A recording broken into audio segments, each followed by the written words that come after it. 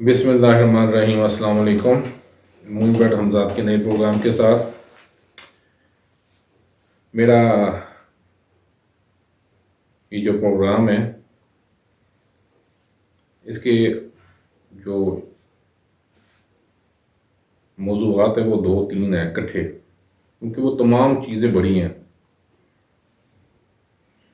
سب سے بڑی شخصیت تو علامہ حضرت علامہ اقبال ہیں، اس کے بعد یہ سیالکوٹ شہر کا تھوڑا سا چھوٹا سا مختصر سا پس منظر، اور پھر سرپن پہاڑ، ایبٹ آباد۔ جیسے کہ میں اپنے کئی پروگرام میں بتا چکا ہوں کہ میرا سسرال کا تعلق ایبٹ آباد سے ہے، اور کچھ روحانی کشش سے جو مجھے کھینچتی تھی، اور پھر بالآخر میرا اس کے ساتھ تعلق بھی ہوا الحمدللہ۔ ایک تو یہ خوبصورتی اس کی وجہ سے کہ یہاں پہ پاکستان ملٹری اکیڈمی ہے، لیکن اس کے دوسری خوبصورتی جو اس کے پیچھے ہے وہ ہے سربن پہاڑ،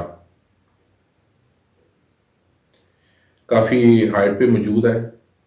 یہ مجھے اس کے میٹروں کی گنجائش کی مجھے بتانے کی ضرورت نہیں ہے، وہ تو آپ گوگل کریں گے مل جائیں گے، لیکن یہ ہے کہ اکثر میں نے وہاں پہ اس چوٹی پہ جا کے جب دیکھے تو جو ہیلی کاپٹر تھے وہ پہاڑ سے میرے نیچے سے گزرتے تھے۔ یہ میں نے کئی دفعہ مجھے دیکھنے کا اتفاق ہوا۔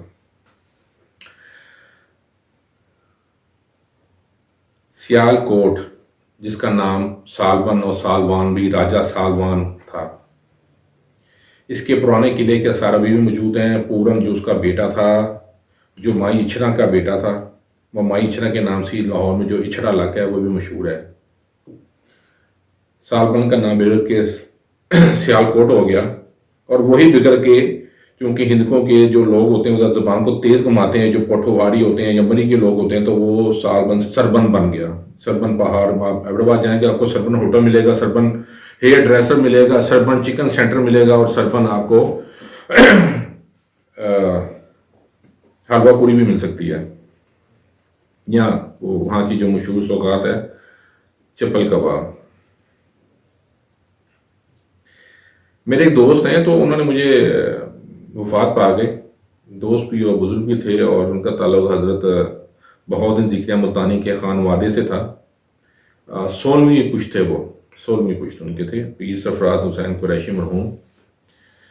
میں ایک دن ان کے پاس ایبٹ آباد میں بیٹھا ہوا تھا، ان کی رہائش ایبٹ آباد میں بھی ہے، تو مجھے وہ اسلام آباد پہ ان کو بڑی دسترس حاصل تھی، تو میں نے پوچھا کہ آپ نے ان کی شاعری کی بات کی ہے، آپ مجھے بتائیں کہ آپ کو پتا کہ آپ کو ایبٹ آباد کیوں پسند آیا ہے؟ کہتے ہیں نہیں مجھے بس ویسے۔ میں کہا نہیں، ایبٹ آباد علامہ اقبال کو بھی پسند تھا۔ وہ کہتے ہیں وہ کیسے؟ میں کہا جی آپ بات کرتے ہیں شاعری کی، میں بات کرتا ہوں ان کی شخصیت کی۔ میں نے ان کی شخصیت کو دیکھا ہے، کیونکہ جو آدمی کو پہلے آپ شخصیت دیکھیں وہ شخصیت کیسی ہے، اگر وہ شخصیت اچھی ہے تو پھر اس کی باتیں بھی اچھی ہوں گی، قول و فعل میں تضاد نہ ہو۔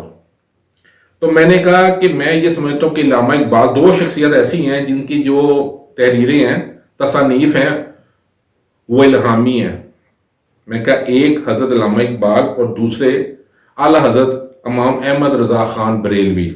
میں نے کہا ان کی آپ کتاب دیکھیں، وظائف کی ہے شمع شبستان رضا، آپ دیکھیں گے وہ کتاب انسانوں کی لکھی ہوئی نہیں لگتی، کیونکہ وہ الہامی ہے۔ اسی طرح علامہ اقبال کا جو کلام ہے وہ الہامی ہے، اور شاید یہ الہامی کلام چونکہ ہر جگہ پہ لوگ اس کو استعمال کر لیتے ہیں، اس کی وعدہ دلیل میں دیتا ہوں، کیونکہ کچھ دن پہلے میں یہ اس کا مطالعہ کر رہا تھا کہ علامہ اقبال کو ہر آدمی اپنے مطلب کے مطابق استعمال کرتا ہے، وہ کسی بھی سیاسی پارٹی سے ہو، کسی بھی فقہ سے ہو، کسی بھی مکتبہ فکر سے ہو، کسی بھی اسکول آف تھاٹ سے ہو۔ مثلا حضرت علامہ اقبال کو جو ڈاکٹر غلام محمد پرویز، جن کا فرقے کو نام پرویزی کہتے ہیں، وہ بہت کثرت سے استعمال کرتے ہیں۔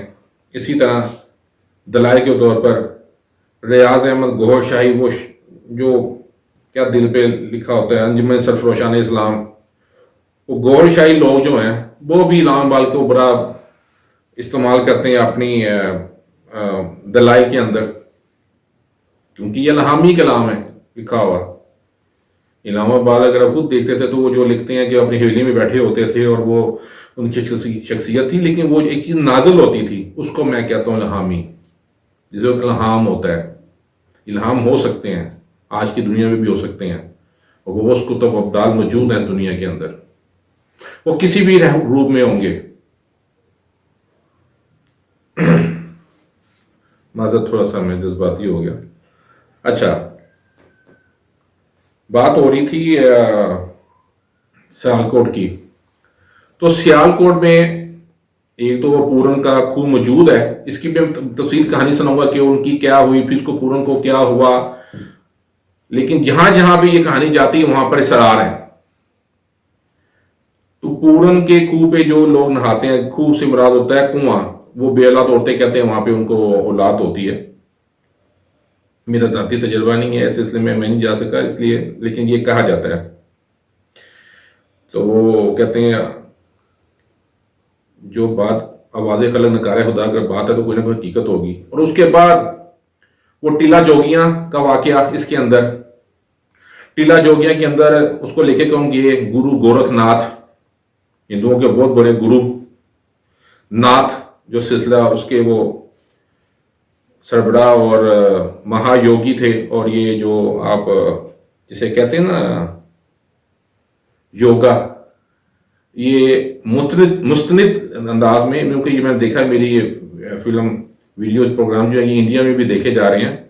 تو یہ جو یوگا ہے جو اکثر ہمارے آج کل فیشنیبل فیملیز میں تو بہت زیادہ ہے، اس کا جو آغاز کرنے والے تھے باقاعدہ طور پر وہ گرو گورکھ ناتھ تھے. تو گرو گورکھ ناتھ نے پھر ان کی پرورش کی پورن کی، پھر واپس لے کے آئے. لیکن جو ان کا چھوٹا بھائی تھا جو دوسری ماں سے تھا، جس کا نام تھا راجا رسالو، جس کی زمانے میں مثالیں دی جاتی ہیں، جیسے آج کل وہ کہتے ہیں یہ فلاں بڑا سخی ہے تو یا فلاں بہادر ہے، وہ رستم و سہراب کی کہانی. تو اسی طرح ایک کریکٹر جو بہادری کا تھا وہ تھا راجا رسالو، جس کے ایک ہاتھ میں طوطا ہوتا تھا اور وہ گھوڑی کے اوپر سوار ہوتا تھا.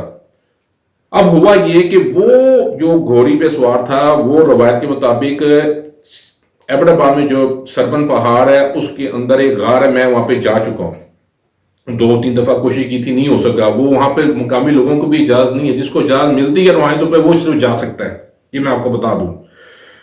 تو مجھے اس کے بعد 2-3 دفعہ جانے کا اتفاق ہوا. وہ اس کے اندر روپوش ہو چکا ہے، جیسے وہ سیف ملوک، وہ بھی ہزارہ وال کی کہانی جو میں پہلے سنا چکا ایک پروگرام میں، اور یہ کہانی بھی ہزارہ وال اور ایبٹ آباد اسٹیشن سے آگے ساری باتیں زیادہ چلتی ہیں. تو وہ وہاں پہ کھو گئے. حضرت علامہ اقبال آئے، آپ نے بچپن میں ایک کتاب، اپنی بچپن کی کتابیں پڑھی ہوگی، کہاں نظم ابر. یہ ابر ویسے وہاں پہ کندہ ہے ایک چوک کے اندر، وہاں پہ ایبٹ آباد کے میں جہاں پہ ان کا وہ انسٹالیشن فوجیوں کے بیچ میں انہوں نے کھدائی بھی کی ہوئی ہے. اس کے اندر وہ ابر جو نظم ہے وہ حضرت علامہ اقبال کمپنی باغ جو وہاں پر موجود ہے، یہ تو لیڈی گارڈن جو وہ گارڈن جو تھا وہاں کا لارڈ تھا، اس کی بیوی کے نام سے پارک ہے، اور ایک کمپنی باغ ہے. کمپنی باغ میں بیٹھ کے علامہ اقبال نے سامنے سب پہاڑ نظر آتا ہے، ابھی بھی آپ جا کے دیکھ سکتے ہیں. اس کی خوبصورتی نظم لکھی تھی ابر، جس کے آخری مصرع میں سبر پہاڑ کا ذکر کیا گیا ہے. اب علامہ اقبال، میں یہ سمجھتا ہوں یہ جو بھی اس کے اوپر جس نے پی ایچ ڈی کر لی، لیکن جو میں ان کی شخصیت کی بات کر رہا ہوں، جو میں ان کو الہامی طور پہ میں ان کو جانتا ہوں، تو میں یہ کہتا ہوں کہ ان کے اندر کشش روحانی تھی کہ وہ ادھر سبن پہاڑ پہ آئے اور اس کی خوبصورتی کا ذکر کیا. کیوں؟ وہ سیالکوٹ سے تھے، آپ کو پتہ ہے علامہ اقبال کا تعلق سیالکوٹ سے تھا، اور سیالکوٹ راجہ سالبن تھا، راجہ سالبن کا پہاڑ کے نام سے سربن بنا، اس کا وہ بیٹا تھا جو گھومتی ہوئی ساری کہانی آئی. اور میں ایک اور بات بتا دوں، جو ٹیلا چوکیاں ہیں اس میں بھی اسرار ہیں. جیسے تو ہماری فوج کی مشقیں کافی ہوتی ہیں جن کا تعلق دفاع سے، ان کو پتہ ہے کہ ٹیلا چوکی کی کیا امپورٹنس ہے، اور وہاں پہ بڑے اسرار ہیں. وہاں پر ہر آدمی جو جاتا ہے اس کو محسوس ہوتا ہے، جو لوگ جاتے ہیں. اچھا، سربن پہاڑ کا جو پھر آگیا تعلق ہے اس کی خوبصورتی کے ساتھ، اس راجہ رسالو کے ساتھ. تو آپ کو جب بھی اتفاق ہو تو آپ اس پہاڑ پہ جائیے گا. سخت آزمائش ہے لیکن آپ پہنچ جائیں گے اگر آپ کو اجازت مل گئی. وہاں پر جائیے گا. گجر قوم وہاں پہ آباد ہے، جیسے میں سیف ملوک کی بات کی تھی تو، اور میں نے حضرت میاں بخش کی بات کی تھی، تو اسی طرح وہاں پر راجہ رسالو کے مقام پہ بھی گجر قوم آباد ہے. وہ آپ کی جو ہے مہمان نوازی بھی کریں گے، اور آپ کو وہ غار بھی دکھائیں گے۔ رستہ خطرناک ہے، آگے جا کے وہاں پہ احتیاط کیجیے گا۔ اور اس کے اندر میں نے آپ کو بتا دیا، راجہ رسالو بھی، گرو گورکھ ناتھ بھی، علامہ اقبال، سربن پہاڑ، سیالکوٹ، اور پرویزی اور گوہر شاہی سلسلہ، یہ وہ بھی علامہ اقبال کو پسند کرتا ہے۔ اس کے ساتھ ہی میں اجازت چاہتا ہوں صلاح عامہ یارانی مبتدیان کے لیے۔ السلام علیکم۔